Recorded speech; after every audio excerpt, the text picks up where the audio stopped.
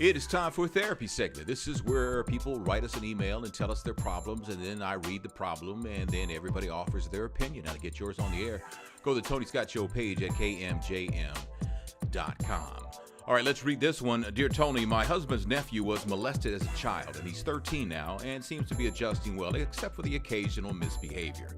He does really well with us when me, my husband, and kids spend time with him, so much so that he's always asking to come over and spend the night.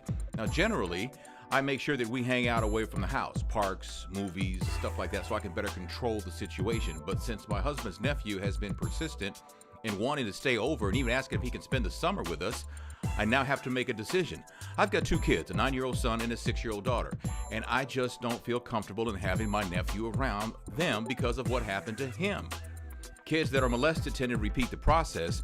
My husband thinks I'm overreacting, but research supports my feelings. Am I being too harsh? Well, you're being a concerned parent, and I applaud that, but your nephew isn't a statistic. He's a human being.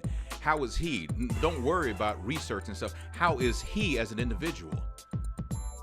Is there a danger? You and your husband know better than anybody else. You don't need statistics to tell you that. He's part of your family. You see him all the time. You know better than anybody. The heck with a study.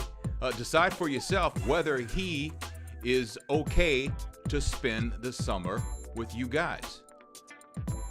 Better yet, why don't you talk to, has he gone to therapy? Can you talk to his therapist to see where he is? Will they talk to you about that? I know the whole patient-doctor privilege thing, I understand that, but is it possible to talk to somebody that he's been, getting therapy from, whether or not he seems to be ready for this?